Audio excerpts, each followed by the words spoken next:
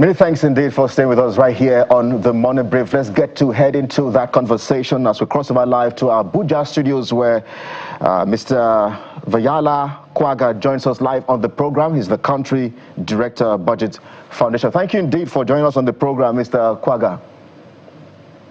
Good morning and thank you for having me. Yes, so let's begin with the preliminaries. For those who do not understand, help us dissect and break down some of your major takeaways from this article, the assessment article from the International Monetary Fund, the IMF. So the Article 4 consultation is a routine assessment that the International Monetary Fund carries out for countries around the world, Nigeria being one of them. And essentially, the IMF provides a level of assessment of the monetary space, of the fiscal space, of the external sector, etc., as a means to advise countries, as a means to point out what they might view as a challenge or an irregularity in how the economy is being run and how the economy is being managed. The IMF has offerings in the form of capacity development that it provides for countries to ensure that, in the aggregate, there is a stable financial system. So they have projections, they have assessments, they have evaluations of precisely how the economy is being run and how it's being managed. And they give these advisories in different sequences. They look at the short term, medium term, and of course, the long term. So they give out these suggestions, recommendations on what to do, in the monetary space, in the fiscal space, in the external sector, etc., as a means for countries to put themselves on a path towards, optimal development, towards full employment, towards a stable financial system. And that's essentially what the Article 4 consultation is. It's a means through which the IMF, looks at the pulse of a nation, having gone through various conversations with, different classes of individuals, from civil society organizations to even, members of the government. In fact, in this edition, they gave thanks to the former Minister for Power, the former Minister Wale Edun, and of course the current Minister for Finance, among other people that they spoke to. So it's usually a very comprehensive assessment. This one is about 88 pages, complete with diagrams, complete with statistics, on where a country is financially and where they propose it should be, if it follows their recommendations. So the big question perhaps would be at this point where many Nigerians would want to know whether or not these assessments are true, or these claims are true. The federal government, the Minister of Finance, has had to defend the fact that the government, that particular article from the Minister of Finance says the federal government does not operate a shadow budget or expend public funds outside the constitutional and statutory framework established for public finance. From what you have seen, because I know that your foundation too is really, really very familiar with the figures and the numbers whenever our budgets are released, do you think or do you agree with this assessment of Article 4 by the IMF? So to be clear, the IMF isn't insinuating that anything illegal happened. What the term used was a statistical discrepancy, and that's what you get when you are dealing with the economy at a macro level. You are dealing with very, very large numbers, and depending on how you report those numbers, certain things can be clear, while other things can seem somewhat obscure. I mean, even in our own National Chart of Accounts framework, we have 6 classification languages. Depending on the one you use, certain monies might appear and certain monies might not appear because they look at different items. Some look at the spending agency or the revenue collecting agency. Some look at the ultimate destination of the money. Some look at what is being bought. So let's be very clear. The article wasn't casting any form of aspersion on the way the government, is reporting. However, it did say that the way and the manner in which the numbers were presented and the challenges in the multiple overlapping budgets created some form of miscommunication that they would like some clarity on. If you recall, we have been running multiple budgets since 2023, since this administration began. And that has created some problems regarding ultimate fiscal reporting. When you add to that the challenge of financial reporting by major executive bodies, the Office of the Accountant General, the Ministry of Finance, the now Nigeria Revenue Service, there's a problem with complementarity. What one organ or MDA reports is almost unintelligible by the other, and you cannot reconcile and harmonize their reporting, which you should be able to do because it's one government. There's also the problem of scope. There are very few government-owned agencies who pass their budgets alongside, the regular financial year cycle of passage of budgets, which usually starts at the fourth quarter of the end of the year. So there are a lot of agencies, some departments that simply are not part of the regular budgeting cycle. And that means that there's a lot of finances that are outside the knowledge of what you and I know as the routine cycle. There's also the problem of granularity. My organization has spoken about this several times, that there needs to be detail, there needs to be a level of depth in fiscal reporting, so that citizens, so that the legislature, so that the media is not left to speculate how much the government is earning or how much the government has spent. This comprehensiveness, this granularity leaves very little room for speculation. It leaves very little room for people to conjure what may have happened, where this information is provided very clearly. And, we want to implore this new minister to ensure that that harmonization covers the board, from the budget office to the Ministry of Finance, to the Office of the Accountant General, to the Ministry of Budget and Economic Planning as well. There should be unified reporting that is as clear as day and allows people to draw reasonable conclusions from the data presented. So it looks like they are saying, as at the time we're compiling this report, there are certain things we're not seeing. So I'm going to read some of the languages that they use here so you can give simplistic expert interpretation to it so that people can follow. Because the data, the numbers that came in terms of the value, 8.8 trillion, if I'm correct, came from the former Vice President, Atiku Abubakar. But the language that the IMF used in their report is slightly different. But there's something else they raise, which is quite important. You mentioned it. More like, if you look at their language at the federal government level, for which more granular information is available, it simply tells me that they are saying maybe we cannot speak to subnationals as much as we can speak to federal, but we still have this discrepancy. So the language they use here, and I want you to speak to it, is that an estimated statistical discrepancy of 2.7% of the GDP could reflect spending not captured by the Office of the Accountant General of the Federation.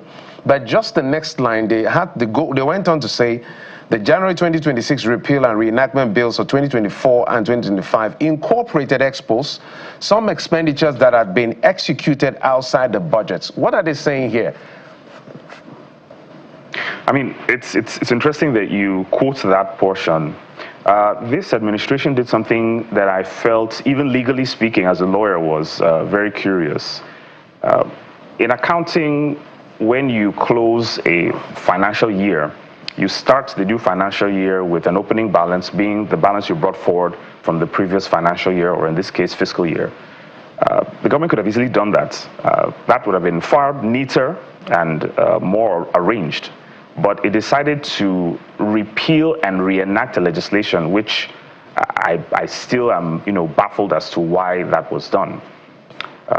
Before the repeal and reenactment of those two pieces of legislation, the Lagos-Calabar Expressway project was not in any budget. It was completely absent, and there was a lot of controversy surrounding that project, from the procurement to the pricing, environmental impact assessments, at the time the project was even announced, had not been done. And I know the media, went very far to investigate that matter and, came up with more questions than answers. But it found its way into one of the repeal and reenactment bills. And that then poses the problem that the IMF was referring to. What fiscal year are we referencing? The 2025 capital expenditure component of the 2025 budget ostensibly ended last month. The capital expenditure component was pushed to end June 2026. So where does 2025 fiscal year reporting end, and where does 2026 fiscal reporting year commence if the president only signed the budget, sometime in April of 2026? That's the 2026 fiscal year. And there are, a slew of projects, Kano, Lagos rail projects, within capital supplementation, and other line items, also very curious, within capital supplementation. And that raises another question: why are these projects not coming under agencies of government so that they can be properly documented, so they can be properly sequenced, and so that even the National Assembly, it should have had this matter debated thoroughly. But unfortunately, that was not the case. And this sort of, inappropriate way of financial reporting and of documentation raises the questions that the IMF claims, are very, very serious. If you look at the difference between the deficit for the 2025 approved budget and the 2026 approved budget, it's like 19 trillion. What the IMF is saying is that deficit could even be slightly more. I'll round up by saying that the 8 trillion may have been going over the top a bit. Which GDP was the former vice president using? Was it real? Was it nominal? What GDP was he using exactly? But 2% of GDP, however you calculate it, is still very, very significant. And I suppose that's why the IMF flagged that issue.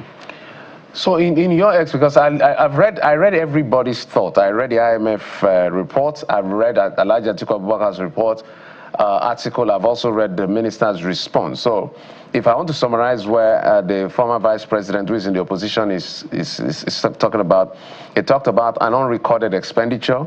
He even raised concern about what he calls the illegal deduction to the tune of 800 billion from subnationals FAC. Well, he didn't provide any evidence, but that's his own allegation. Talked about shadow government. So from this report, which is generating a lot of talking points in the polity, what are you saying in clear terms from the expert point of view? No money is missing, or the books were not properly documented, or as at the time this report came out, the bookkeeping was not properly done, but it's been adjusted to reflect what the concerns are by the former vice president? What exactly are we dealing with here?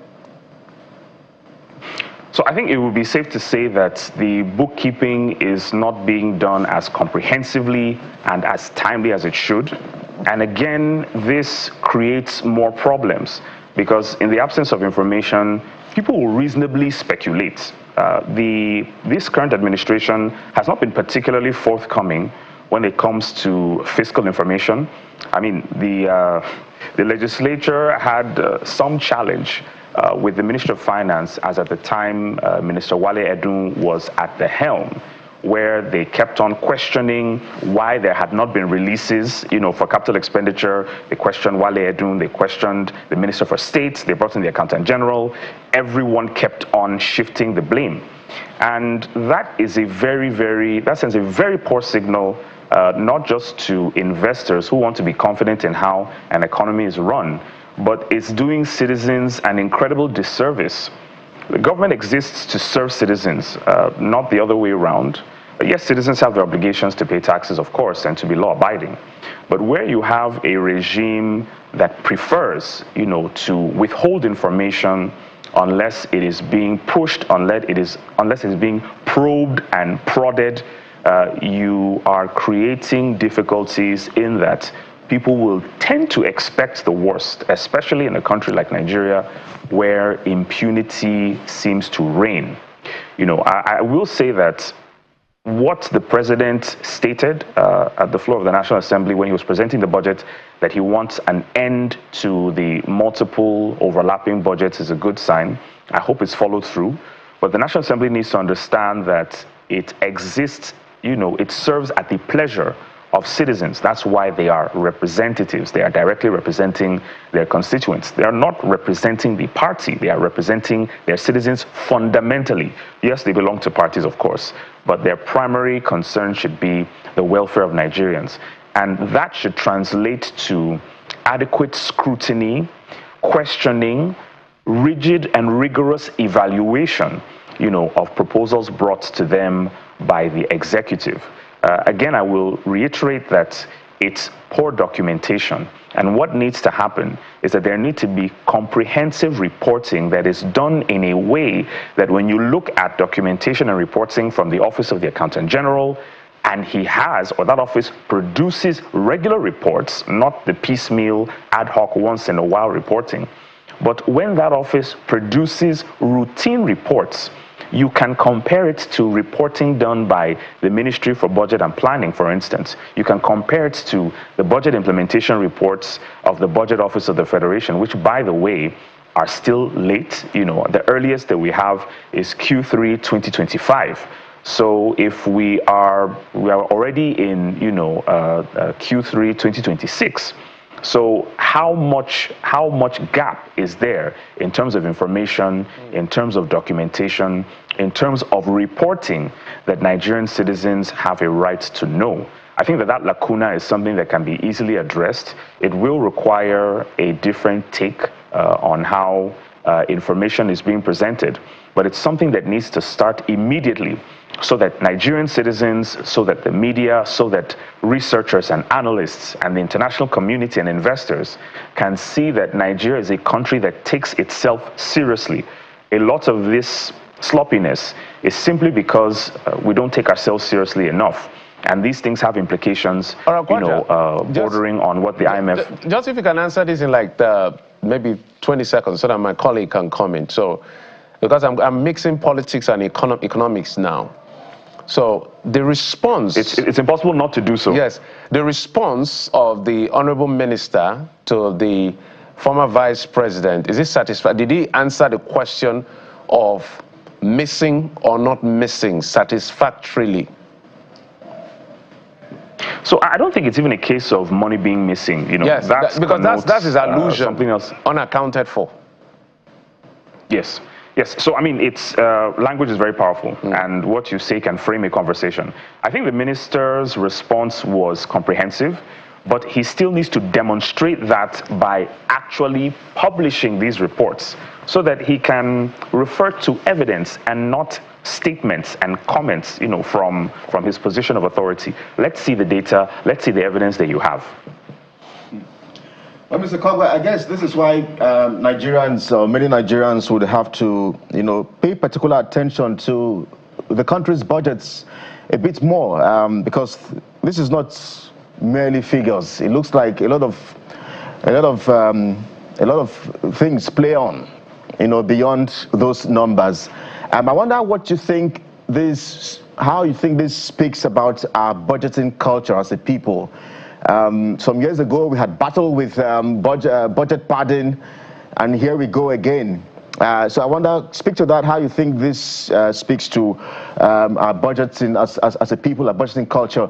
My second question would be, when I looked at that Article 4, there's still that caution from the IMF. There's still the fact that, yes, your reforms are good, but it doesn't look like things are going to be better. On the macro side of things, everything looks sweet and good. The GDP, fantastic. The growth rate for this year, I think 4.1% compared to 4% last year and all of that. But the IMF is also warning of tougher times ahead.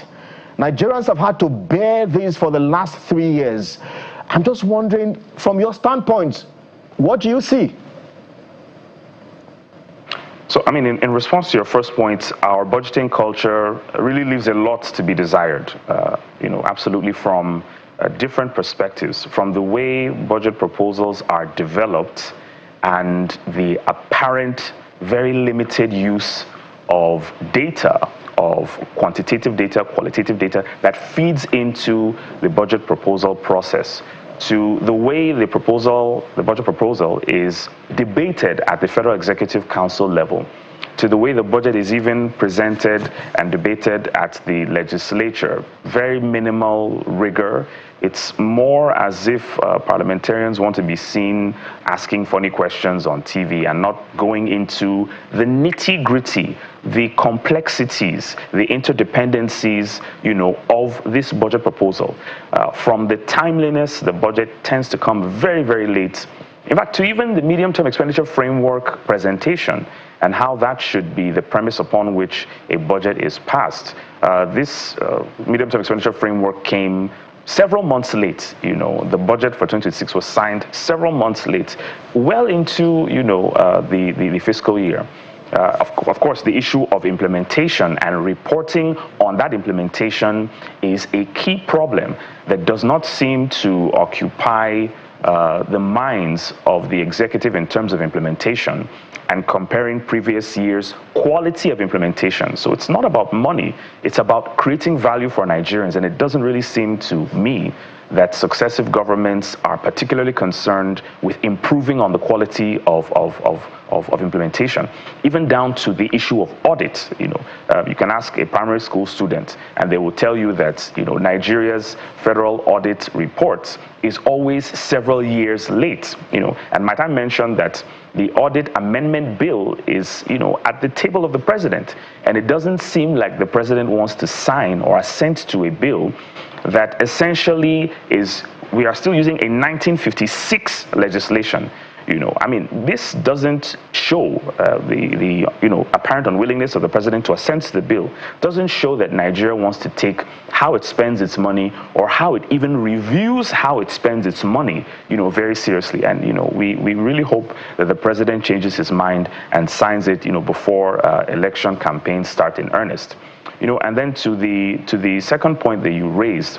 Yes, the IMF did say that the macros seem relatively fair or satisfactory, but they are talking about the economy in the aggregate. And it's very easy for, of course, through the use of language, to make things seem like they are better than they are. How does that aggregate stability translate to improved outcomes for citizens?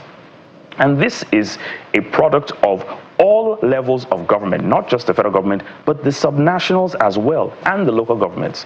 How do societies develop? How do societies move from a suboptimal state economically to a more developed state? It is where the economy is run in such a way that their livelihoods are enhanced, that productivity is easy to acquire. That means there is energy provision. That means there are good, clean, safe, tarred roads. That means that people don't have to spend their entire meager income on healthcare, out of pocket, on education, etc. That means that their economy is managed in such a way that whatever productive activity you find yourself doing, you can make some reasonable results in terms of income, and everyone is better off. These are fundamental issues on how our governments are run at all levels. Where businesses constantly complain of poor access to energy, where the penetration of credit to the private sector is still around 12%, where citizens are still spending 70% of their meager earnings on health care, on education. These are things that will depress their incomes. Where there's insecurity, for instance, where the rule of law is weak and contracts are not respected and enforced. Yeah, I mean, we're absolutely pressed for time. Maybe a yes or no question. So do you think, in your assessment and that of BudgIT, do you align with the IMF's warnings of tougher times ahead? Just yes or no? Oh yeah, absolutely. It's going to be very, very tough going forward. Wow. So Nigerians have to brace up. But we'll have to anchor our conversation here. Thank you indeed for your analysis and time on the program. Mr. Vayala Kwagar is the country director, BudgIT Foundation. Thank you indeed for your time on the program. Thanks for having me. Interesting times ahead for many Nigerians, especially back here at home. But this is the morning brief. We'll take a moment now. When we come back, we get to explore this conversation and politics ahead of 2027. And of course, we get to do this from the lens and eyes of those in the opposition, the ADC particularly. They get to speak with us after this time out. Please stay with us.